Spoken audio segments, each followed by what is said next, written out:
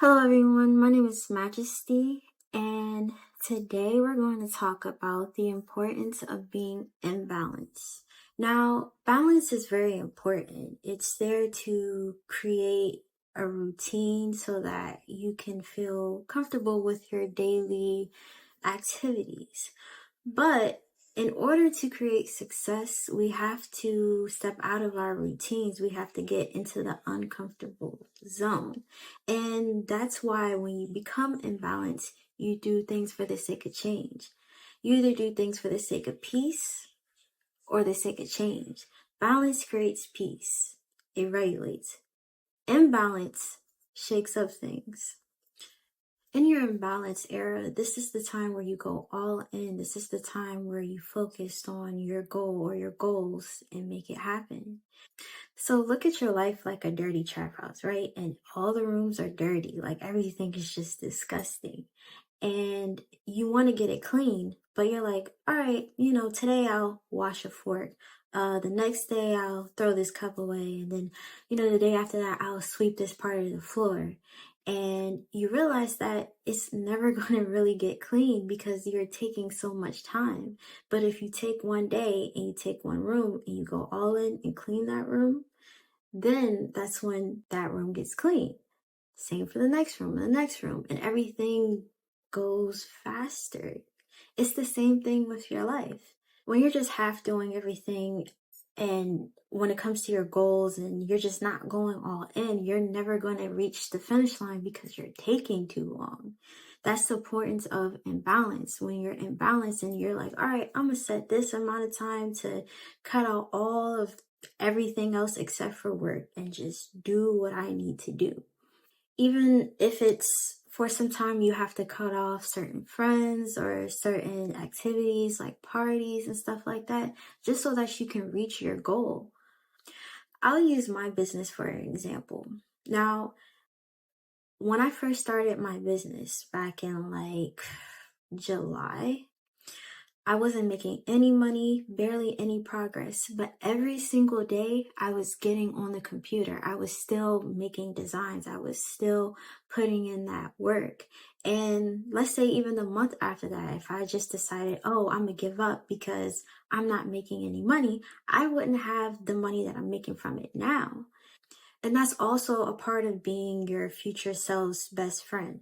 You sacrifice the time that you have now so that your future self could have a better experience. We often encourage our friends and the people around us to follow their dreams and, to really push towards what they want to do, but you got to do the same thing for yourself. You're never going to see any success by slacking off and doing things just for the approval of other people. It's the same thing with this YouTube channel. I'm going to try to be more consistent and more interactive so that I can build a following, and it's going to come. It's going to come. I'm still figuring it out. But understand this. Kobe wasn't sitting there being like, oh, I'm going to just go hoop on a Friday, you know what I mean, get a little practice in. No, he was in the gym every single day. And it's the same thing with Beyonce. Beyonce's work ethic is impeccable. She is just great. She has great drive. And we witness these kinds of greatness every single day. But yet we still continue with our regular routines and think that we're going to still get the same results. That's not how it works. There's an importance in work-life balance, of course, but if you really want to get to where you gotta go, you just have to say, forget that. You know what I mean? And I also want to talk a little bit about motivation. People have this misconception that you have to be motivated to do X, Y, and Z, or you have to feel like you're ready to do it. Motivation is just a feeling. Just because you don't feel like you want to do it doesn't mean you shouldn't do it. Sometimes you got to say, forget your feelings and build that mental strength and get to work. For me, I'm always on my computer. Like, you can ask anybody, oh, what's Majesty doing? 9 times out of 10, I'm on my computer. And that's because I want it. Like, you, instead of having motivation, you need to have higher standards for yourself to be like, okay, this is the quality of life I have. I want more. and then you go get more. Not, oh, I feel like I'm ready, so I'm just going to get ready and do it. Because that feeling can go away in a second, and now you're not motivated, and now you're not doing what you need to do. And personally, I really get irritated when people like complain about the quality of their life or how certain things aren't going in their way and they have control over it. You're still sitting watching TV or chasing after people that's really not going to matter in the next 5 years, but yet you're complaining all the time about what you do and what you don't have. Yes, there's things that happens in life that cause you to not be able to move forward in certain areas, but that's the problem. We have too many things in our lives that we technically cannot change, but yet we create more problems that we can. So my whole thing is, why make it hard on yourself? Literally remove all the problems that are unnecessary and go, you know? It's like that one person that's always complaining about their partner, whether it's the girl who's complaining about her boyfriend, but yet she won't leave him. It's like you care, but at the same time, it's like, all right, well, I'm gonna stop answering the phone and I'm gonna stop giving the same emotional reaction to you because now you're wasting my time. I done sat there and gave you so many advices and you're still doing the same thing. So when you complain about not having your goals met, but yet you're the reason why you're not meeting your goals, nobody wants to hear that. Like, for real. The whole point of this is to get you out of your comfortability zone. It's to get you out of the complaining mode and to understand that, okay, I do have agency over my life.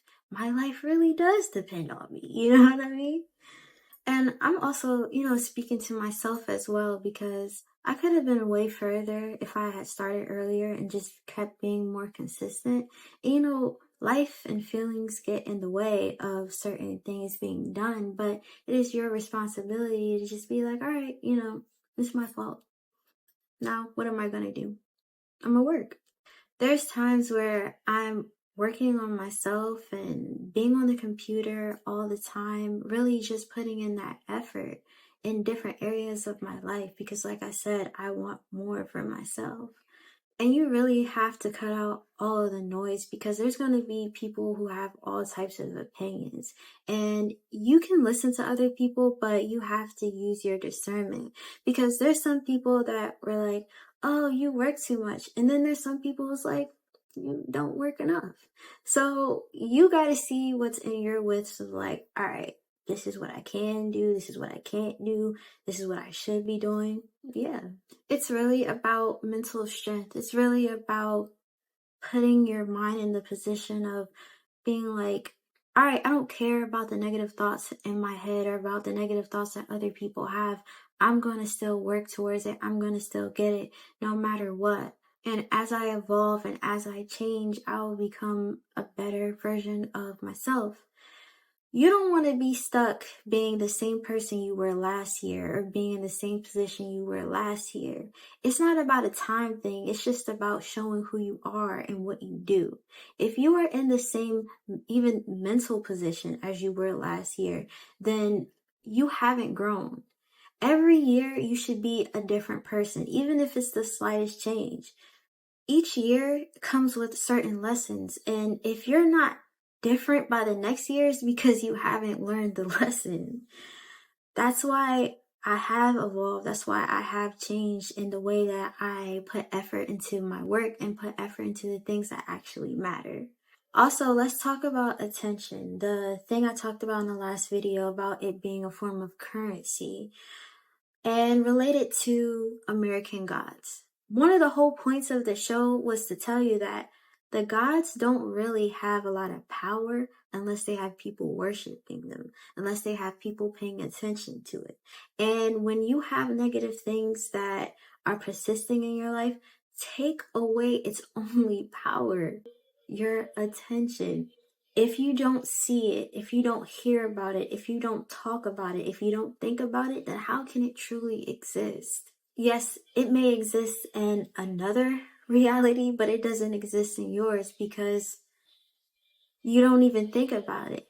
if everything in existence is really just the here and now, then everything outside of your peripheral and your thoughts, it doesn't exist because you're not paying attention to it. So take away the power from the negativity. Take away the power from the thoughts of telling you that you have to be motivated or telling you that, you can't achieve your goals. Just do it. You know what I mean? No, Nike. I'm going to end this video off by saying the time it takes between you thinking about starting and you starting is going to make the difference of you actually starting. It is time to put yourself in an imbalanced situation where you are locking in and start.